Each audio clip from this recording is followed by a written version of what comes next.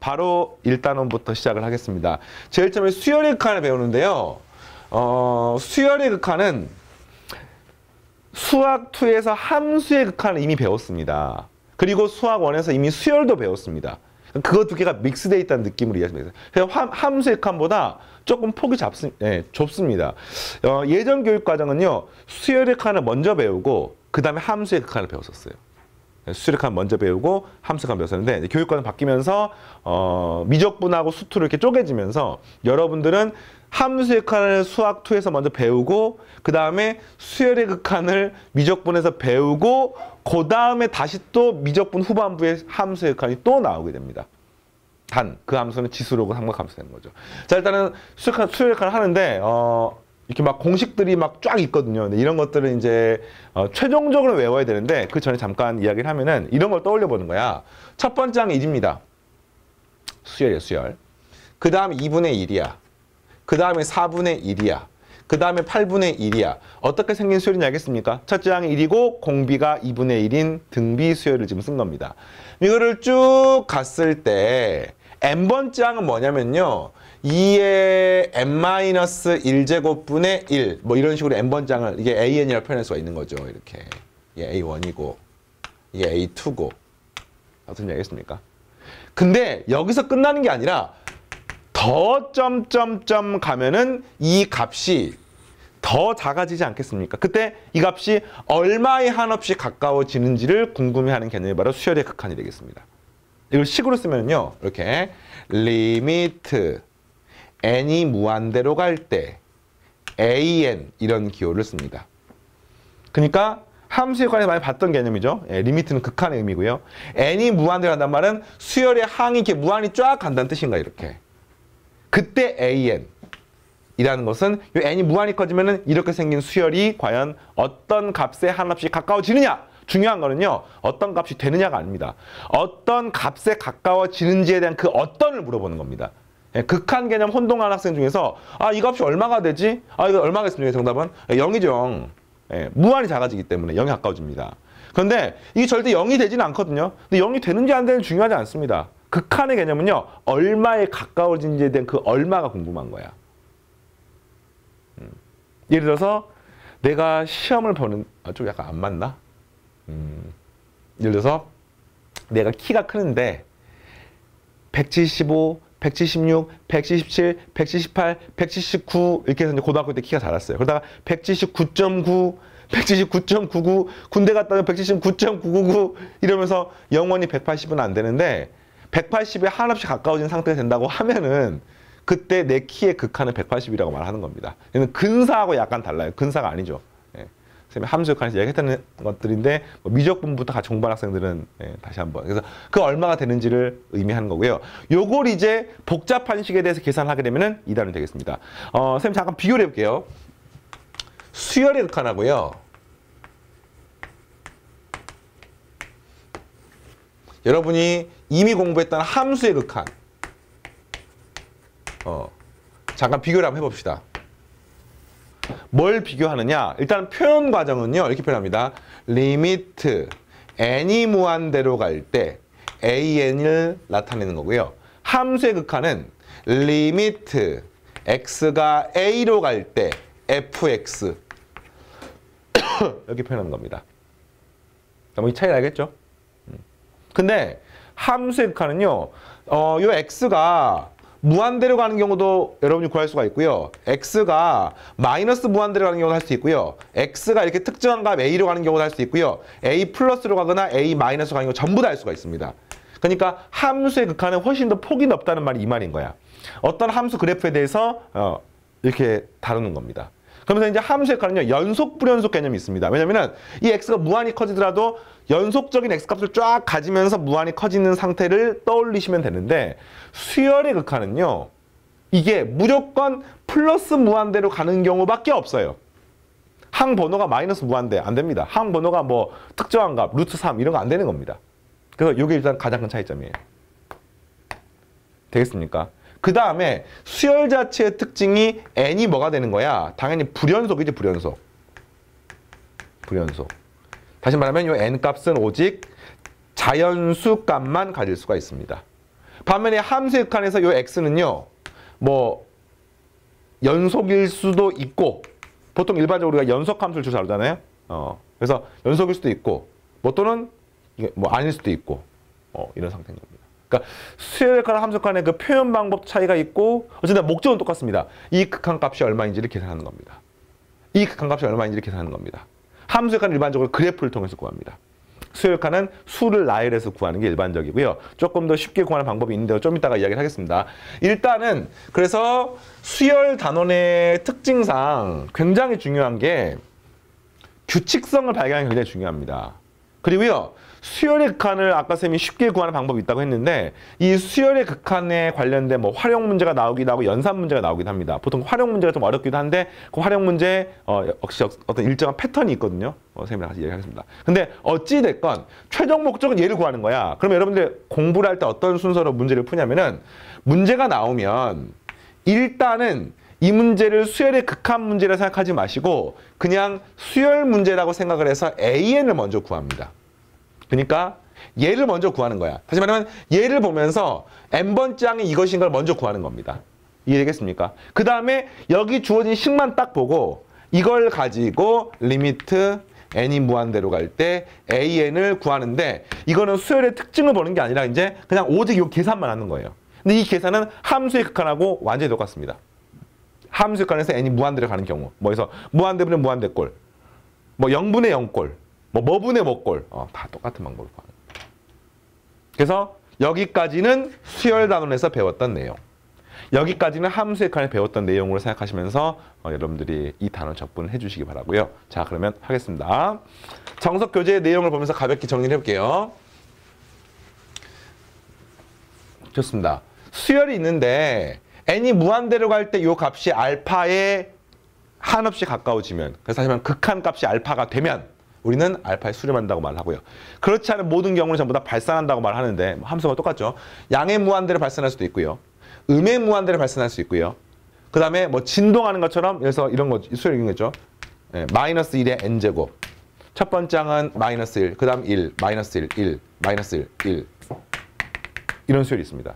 이런 수열이 n이 무한대로 얼마 됩니까? n이 무한대로 가면은 말을 할 수가 없어요. 왜냐하면 계속 진동 왔다 갔다 하기 때문에. 이런 것들은 어쨌든 발산하는 겁니다. 수렴하지 않은 발산하는 것들이고요. 보통 계산 문제가 수능 시험이나 내신 시험이 나오면은 수렴하는 것만 나옵니다. 그 수렴하는 값이 얼마인지 나오는 겁니다. 근데 이제 조금 더 폭넓게는 발산하는 이유까지도 여러분들이 이해를 하시면 좋겠고요. 자, 그 다음에 계산하는 방법인데 이것도 함수의 극한하고 완전히 똑같습니다. 수열 극한은 기본 성질, 뭐 대소관계 이렇게 나와 있는데 이게 이제 정확하게는 성질이란 말은 우리 수학의 관점에서 정의라고 하는 게 있거든요. 정의. 정리라고 하는 게 있습니다. 정의는 뭐냐면은 수열의 정의, 함수의 정의, 수학적인 약속을 말하는 거고요. 이 정리는 우리가 뭐 theorem이라고 부르는 건데 그 정리는 피타고라스 정리 들어봤습니까? 뭐 파포스의 정리. 요거는 정리는 증명이 가능한 참인 명제. 요걸 우리가 정리라고 부릅니다. 그래서 지금 이 2번, 3번 내용은 전부 다 정리에 해당합니다. 전부 다 증명을 할 수가 있습니다. 다만 그 증명이 중학과정이 아니야. 아니, 고등과정이 아니야. 대학과정이에요. 대학과정이 이제 뭐 윕실론 델타법, 뭐 윕실론 델타 논법 요걸 배우게 되면은 이제 극한에 관한 것들을 이제 증명을 할 수가 있거든요. 뭐 충분히 작은 뭐에 대해서 뭘 어떻게 하면 어떻게 한다 이렇게 하는데 고등과정 아니니까 뭐 당연히 여러분들이 알 필요는 없고 중요한 거는 그래서 이런 것들은 그냥 그런가 보다 하고 받아들일 수밖에 없어요. 너무 마음이 아파. 이 마음이 왜 아프냐면은 정의는 누구나 그렇게 정의했으니까 좋습니다. 받아들이잖아요. 근데 피타고라스 정리 같은 경우는 a제곱 더하기 b제곱 c제곱 우리가 알고는 있지만 사실 전부 증명을 했기 때문에 여러분들이 그 증명 없이도 이제 그냥 쓰는 거거든요. 근데 이런 게 사실은 그런 것들이야. 근데 교육과정상 이걸 증명할 수가 없어. 뭐 충분히 작은 윕실론에 대해서 막 이렇게 하는 게 있는데 그런 걸 할 수가 없기 때문에 안타깝지만 방금 같은 그런 문제가 선생님 전체를 보는 안목이 필요한 그런 거예요. 이런 거는 그냥 받아들이는 겁니다. 함수의 극한에서 이야기했던 내용이죠. 자, 그래서 이제 이야기를 하면은 첫 번째 여기다 밑줄 하나 그어주십시오.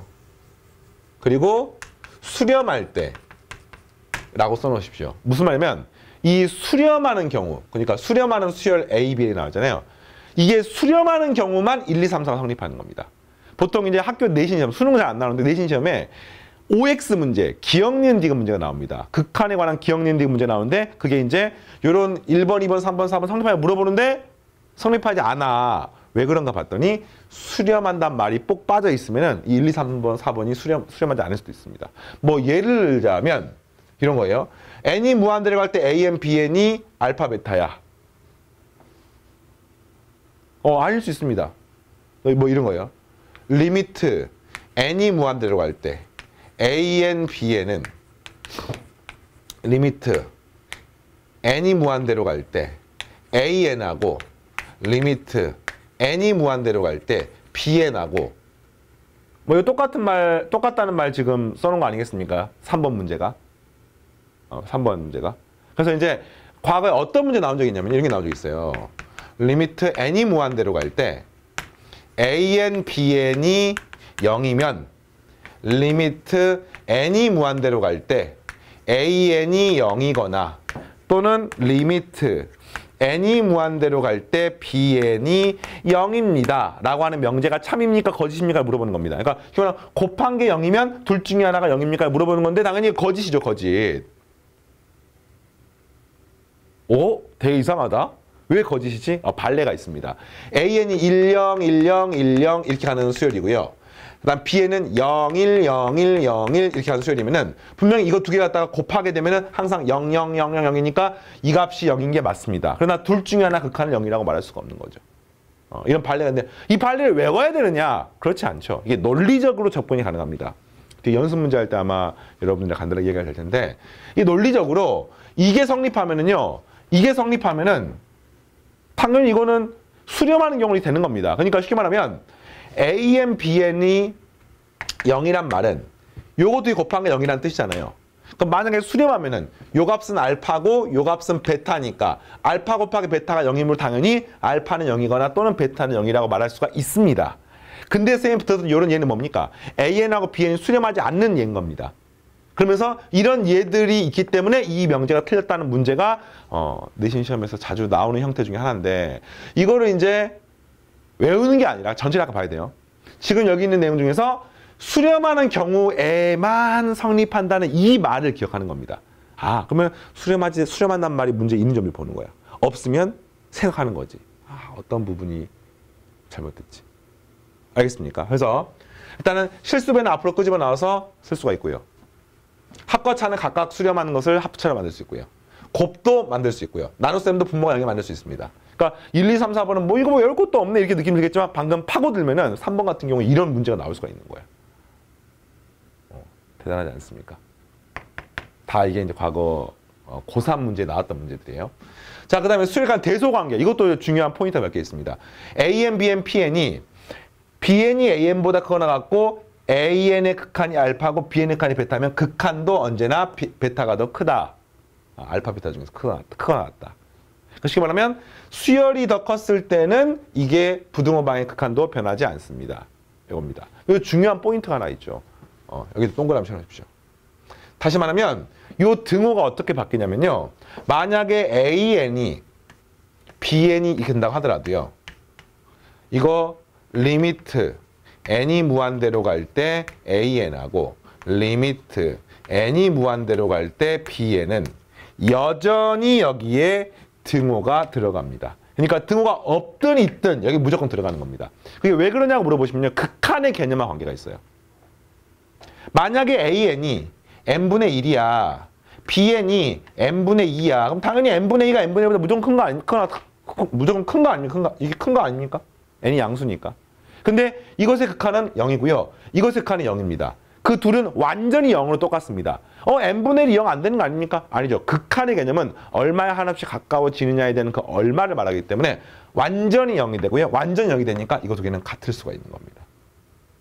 됐습니까? 자, 두 번째는 샌드위치 정리. 우리가 배웠었죠. AN하고 BN 사이에 가운데 이렇게 끼어 있으면 이것의 극한을 붙여도 역시 똑같은 관계가 성립하고요. 1번하고 똑같습니다. 근데 양쪽 끝이 만약에 동일한 값을 수렴하면 가운데 끼어 있는 것도 역시 동일한 값으로 수렴할 수밖에 없습니다. 이거 역시 이렇게 등호가 있건 없건 상관없습니다.